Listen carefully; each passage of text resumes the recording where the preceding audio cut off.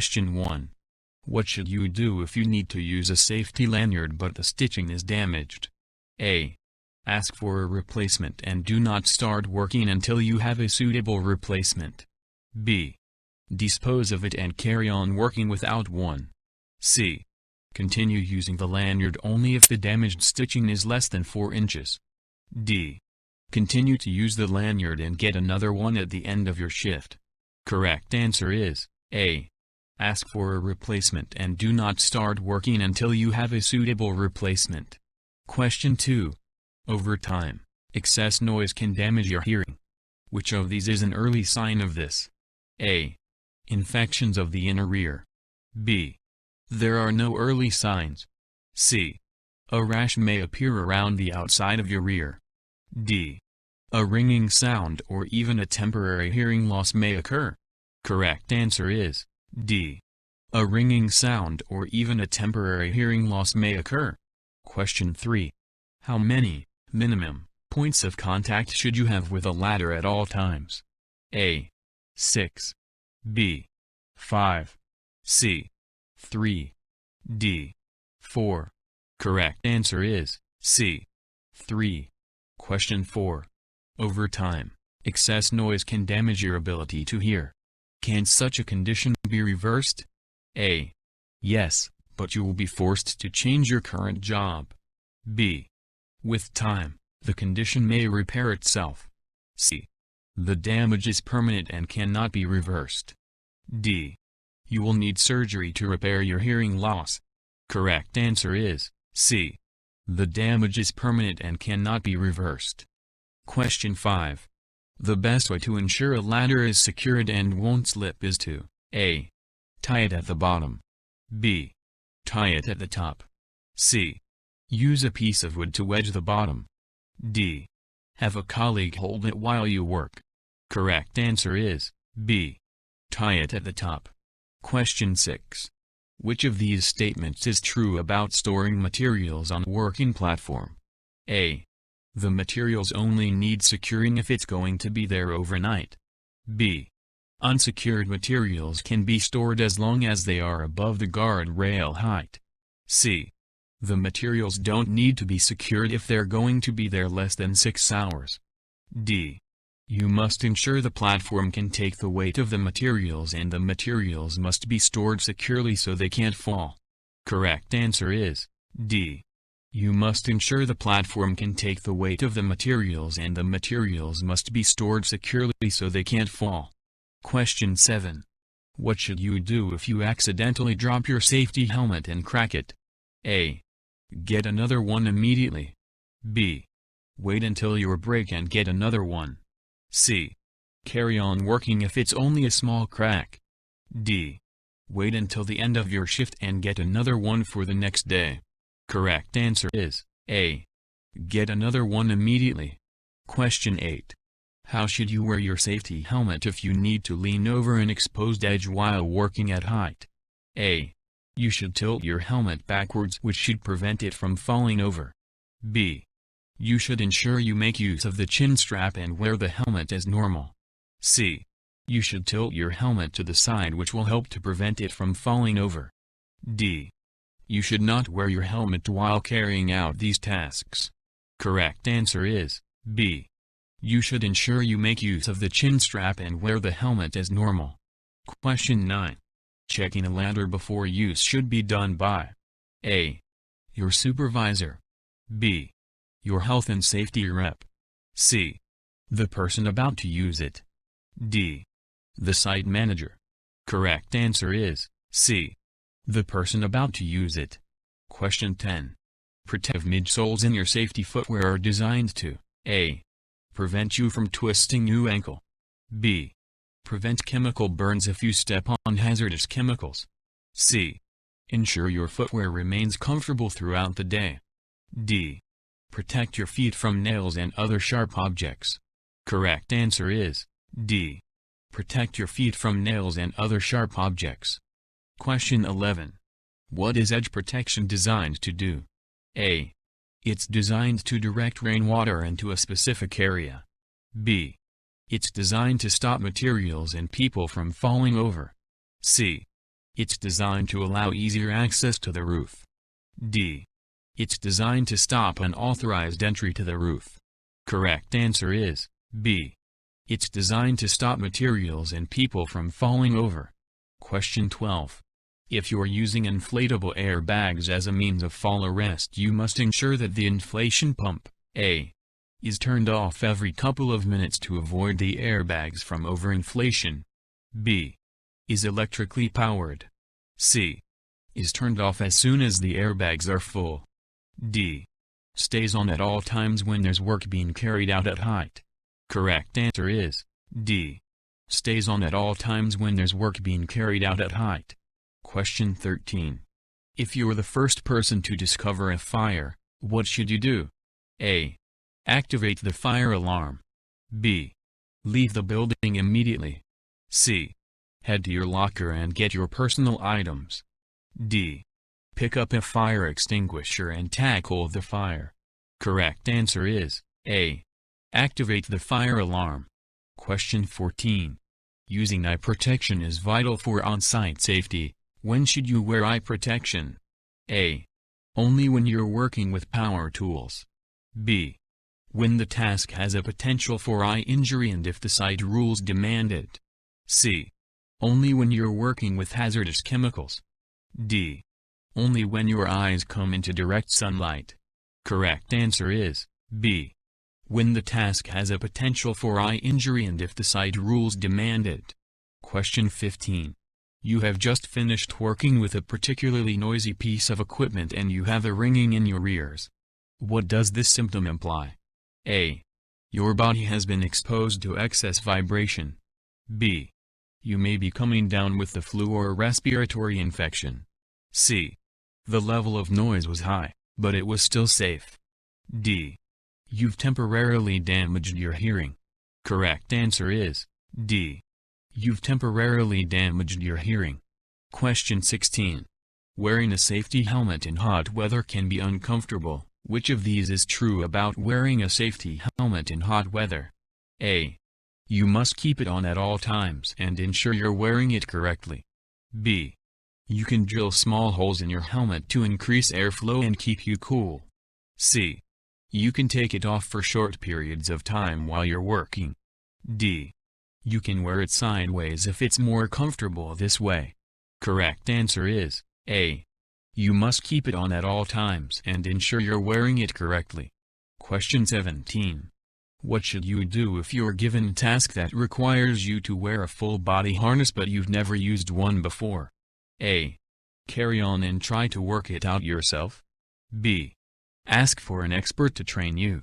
C, ask a colleague who wears one for advice. D, ask for the instruction manual and figure it out yourself.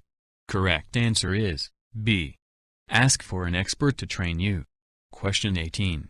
Which of these would you not put a mobile tower scaffold on? A, an abandoned parking lot. B, a concrete walkway. C, an asphalt road.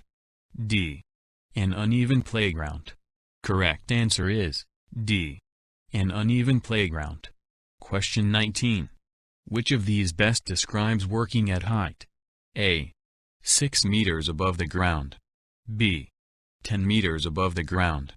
C, any height above or below ground level that can cause an injury if you fall. D, 5 meters above the ground. Correct answer is C, any height above or below ground level that can cause an injury if you fall. Question 20. What is the maximum permitted gap between the guardrails on a working platform? A, 470 millimeters.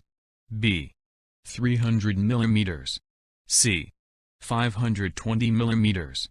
D, 500 millimeters. Correct answer is A, 470 millimeters.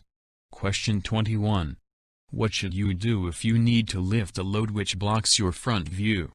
A, ask a colleague to help carry the load and ensure you both can see ahead. B, ask a colleague to walk beside you and give instructions. C, ask a colleague to walk in front of you and warn others that you're approaching. D, carry on lifting the load because it's so large that everyone will see you approaching. Correct answer is A. Ask a colleague to help carry the load and ensure you both can see ahead. Question 22. Is using a wheelbarrow to carry a load considered as manual handling? A. No, all the weight of the load is carried by the wheelbarrow. B. Yes, but only if you need to place items in and out of the wheelbarrow. C. No, unless the wheelbarrow gets a flat tire. D. Yes, you are still handling the load manually. Correct answer is D. Yes, you are still handling the load manually. Question 23. What does a hot permit allow you to do? A. It allows you to carry out work which could start a fire. B. It allows you to work in extreme temperatures. C. It allows you to start fires on a work site. D. It allows you to carry out fire drills on site. Correct answer is A. It allows you to carry out work which could start a fire. Question 24. What chemical fire extinguishers were designed to tackle what class of fire? A. Class B fires. B. Class F fires. C. Class D fires. D. Electrical fires. Correct answer is B. Class F fires. Question 25. Which of these best describes a fire assembly point? A. The designated place where fire extinguishers are kept. B. It's an area that has a potential fire risk. C. It's the area you should assemble if there's a fire. D. It's an area you must avoid if there's a fire. Correct answer is C. It's the area you should assemble if there's a fire. Question 26. Which of these should you stop and think about before attempting to lift a load? A. The weight of the load. B. The size and shape of the load. C. The best way of gripping the load. D. All of the above. Correct answer is D. All of the above. Question 27. What should you do if you need to carry a load down a steep slope? A. Roll the item S down the slope. B. Place the item S on your shoulders and take it down. C. Stop and assess if it's safe to carry the item S down the slope. D. Place the item S on your shoulder and run down the slope to finish quickly. Correct answer is C. Stop and assess if it's safe to carry the item S down the slope. Question 28. What should you do if a load is too heavy for you to move on your own? There's no colleagues around to help you and the load cannot be divided into smaller parts. A. Place the load on your shoulders and carry it quickly to avoid injury. B. Do not attempt to move the load unless you find a safe way of moving it. C. Use a forklift truck even though you are not trained to use one. D. Drag the load on the ground. Correct answer is B. Do not attempt to move the load unless you find a safe way of moving it. Question 29. What should you do if you need to move items which are too heavy to carry in a single load? A. Ask your colleagues to help you. B. Divide the items and move them in smaller loads. C. Try to find a lifting aid such as a wheelbarrow or trolley. D. All of the above. Correct answer is D. All of the above. Question 30. What's the first thing you should do if you discover a fire on site? A. Activate the fire alarm. B. Grab all your tools and belongings and leave the area. C. Tackle the fire yourself. D. Run away from the fire and go home. Correct answer is A. Activate the fire alarm. Question 31. The maximum weight you can carry should be decided by A. Your site manager. B. You. C. Your health and safety rep. D. Your supervisor. Correct answer is B. You. Question 32. You believe that excess noise at the job site has damaged your hearing. What do you need to do? A. Take a few sick days and rest. B. Place cotton wads in your ears to prevent any future damage. C. Have your doctor or employer arrange a hearing test for you. D. There is nothing that you can do. The damage is permanent and cannot be undone. Correct answer is C. Have your doctor or employer arrange a hearing test for you. Question 33. Where should you go if you hear the fire alarm? A. Go to your supervisor's office and tell him what's happening. B. Go to the site manager's office and tell him what's happening. C. Go to your designated fire assembly point. D. Go to the canteen and await further instructions. Correct answer is C. Go to your designated fire assembly point. Question 34. Water fire extinguishers should only be used on fires fueled by A. Wood, paper, textile and solid materials. B. Live electrical equipment. C. Flammable liquids, gasoline, kerosene. D. Flammable gases, propane, butane. Correct answer is A. Wood, paper, textile and solid materials. Question 35. Which of these fire extinguishers should not be used on electrical fires? Choose two answers. A. Carbon dioxide, CO2. B. Dry powder. C. Water. D. Foam. Correct answer is C. Water. D. Foam. Question 36. What should you do if the trolley you're using gets damaged and one of its wheels fall off? A. Find another way to move the load. B. Stop using the trolley and carry the load the remaining distance. C. Get a colleague to help you drag the trolley the remaining distance. D. Drag the trolley yourself. Correct answer is A. Find another way to move the load.